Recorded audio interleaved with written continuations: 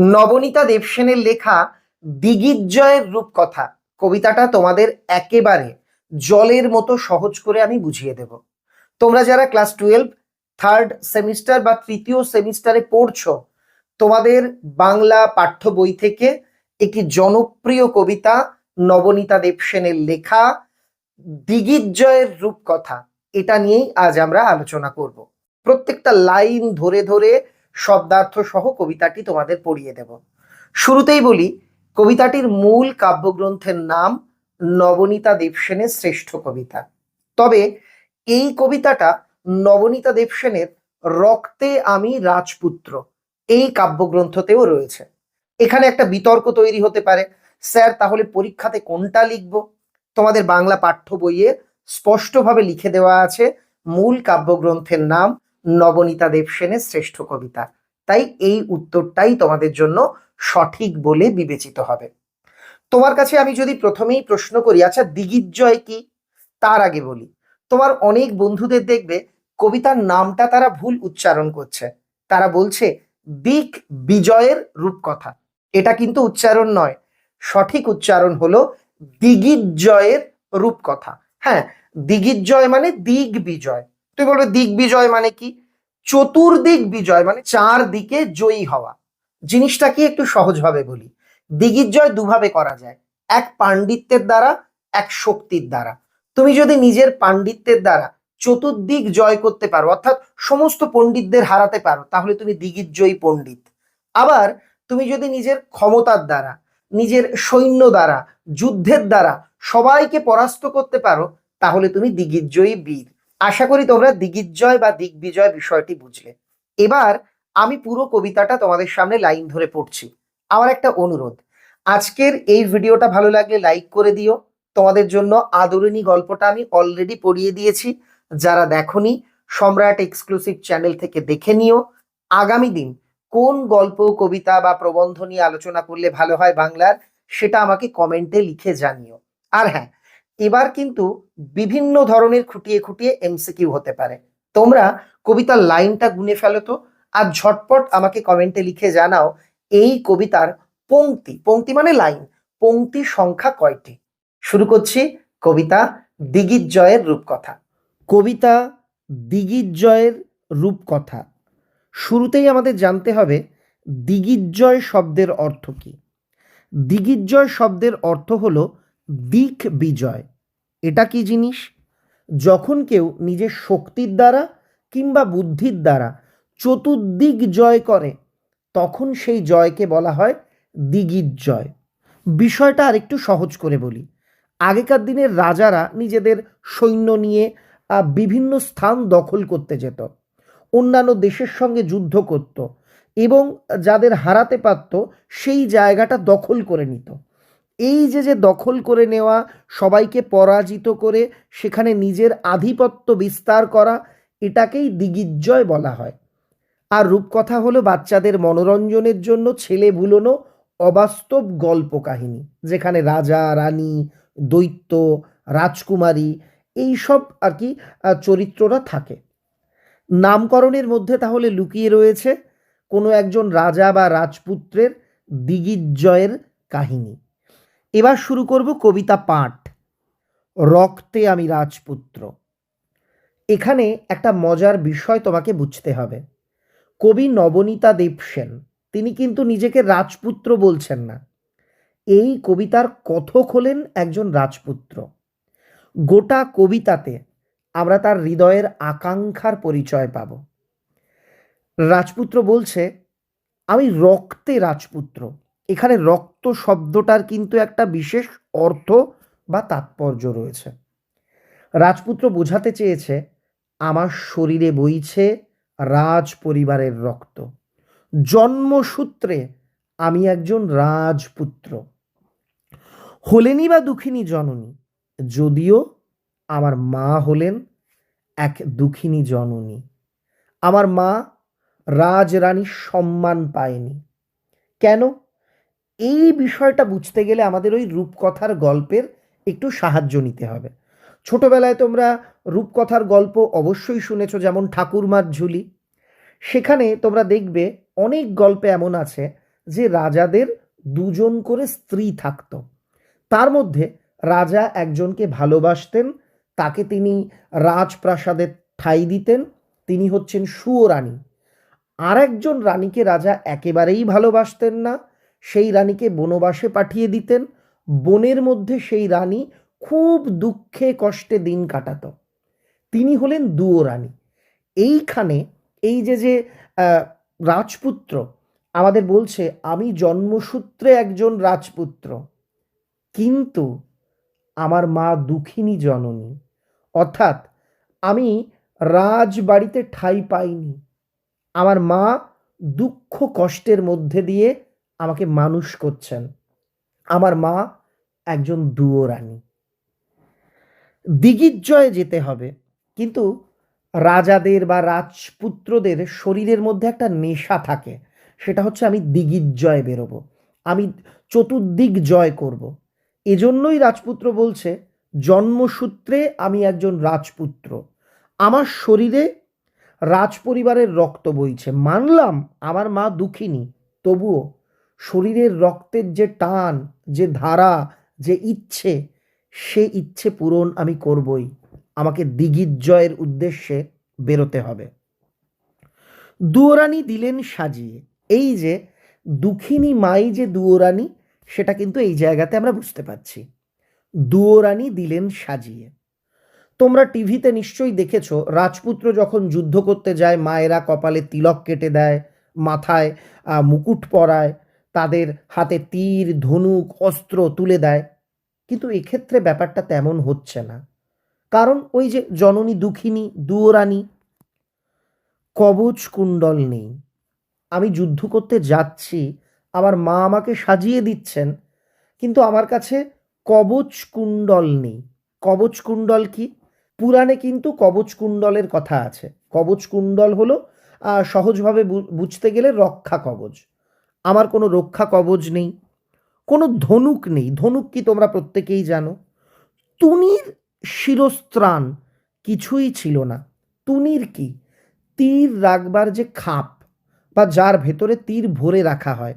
তোমরা ভগবান রামচন্দ্রের ছবি যদি দেখো, দেখবে রামচন্দ্রের পেছনে তীর রাখা আছে, আর সেই তীরগুলো একটা গোল পেন্সিল বক্সের মতন তার মধ্যে রাখা আছে, ওই পাত্রটাকে বলা হয় তুনির। শিরস্ত্রাণ কি? শিরস্ত্রাণ সহজভাবে হেলমেট।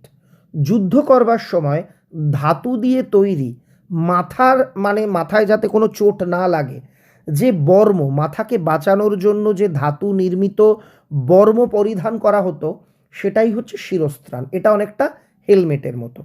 তো বলছে আমার কবচকুণ্ডল, ধনুক, তুনির, শিরস্ত্রাণ কিছুই ছিল না, তাহলে আছে কি?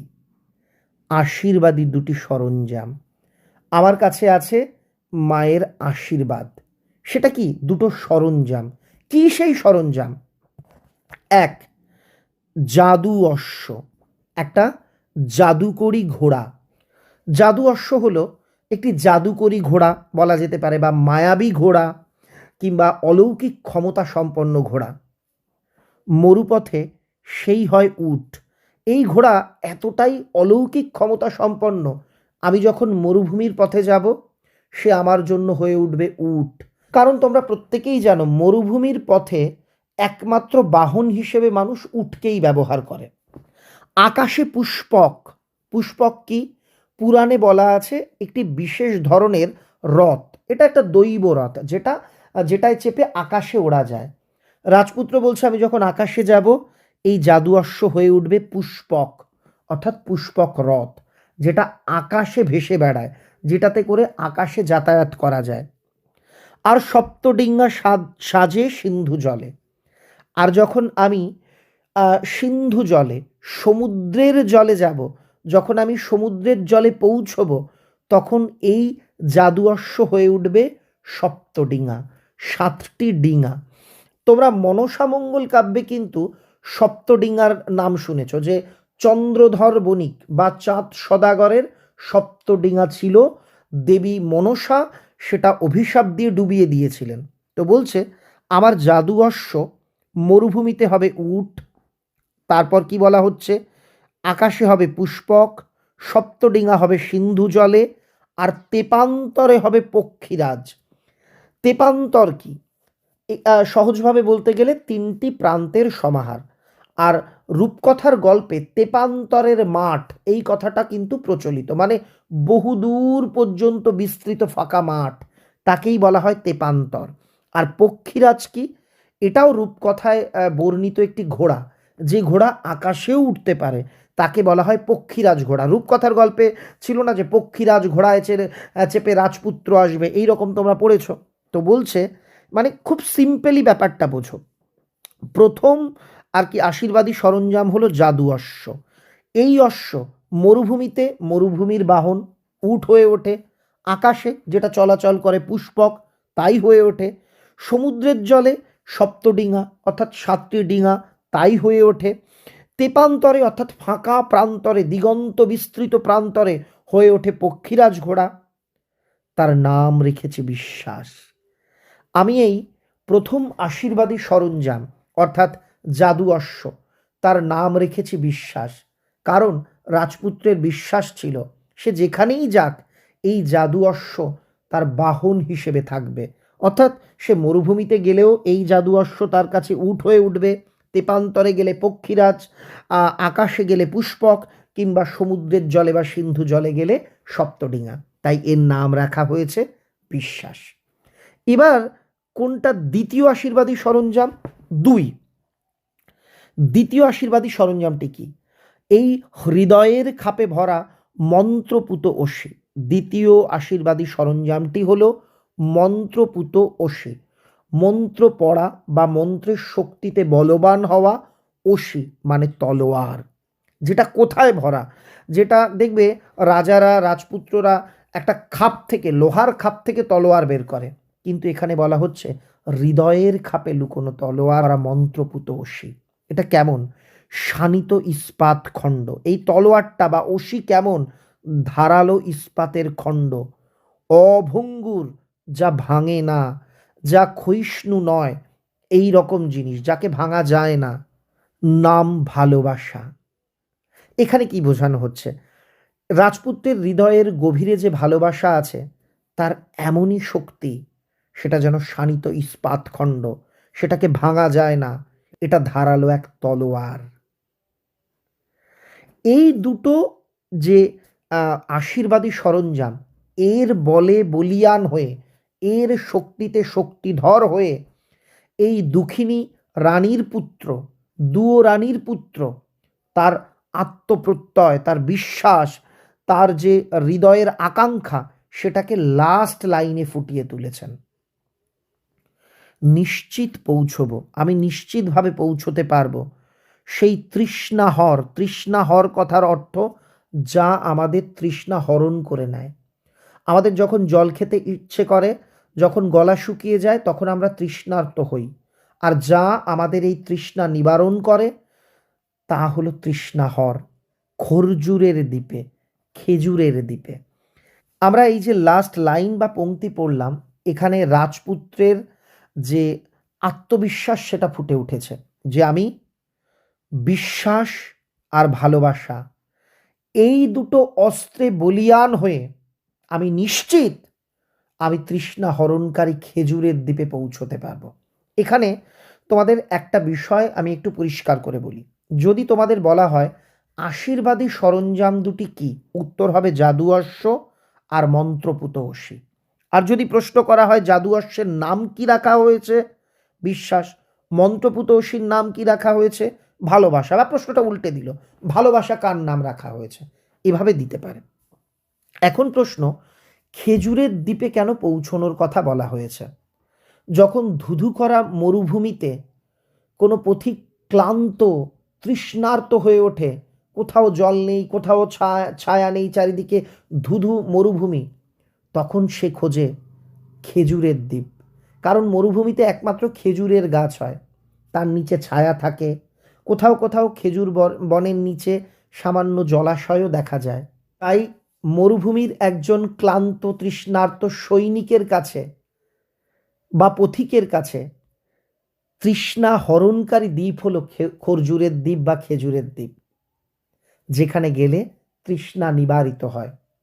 এখানে কথক বা রাজপুত্র রূপকের আড়ালে বলতে চেয়েছে, আমি নিশ্চয়ই আমার দিগ্বিজয়ের যে নেশা বা তৃষ্ণা এটা নিবারণ করতে পারবো। আমি দিগ্বিজয়ী হয়ে উঠতে পারবো বিশ্বাস আর ভালোবাসা এই দুটো সরঞ্জামের উপর ভর করে। বন্ধুরা, একদম মন থেকে বলবে কবিতাটা তোমার কেমন লাগলো। আজকের ক্লাসটা ভালো লাগলে লাইক করে দিও, বন্ধুদের মধ্যে ভিডিওটা শেয়ার করে দিও। তোমরা জেনে আনন্দিত হবে তোমরা আমার কাছে ঘরে বসে অনলাইনে পড়তে পারবে।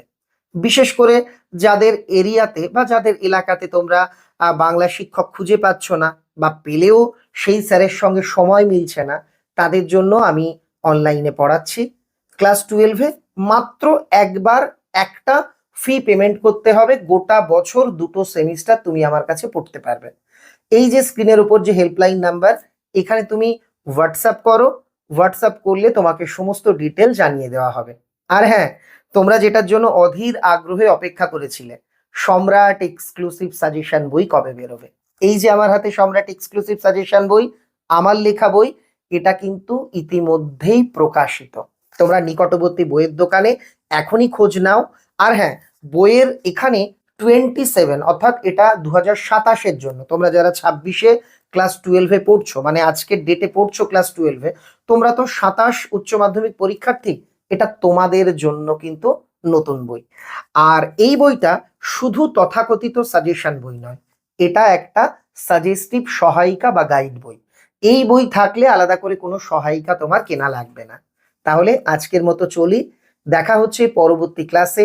সবাই ভালো থেকো, সবার জন্য রইল আমার অনেক অনেক ভালোবাসা।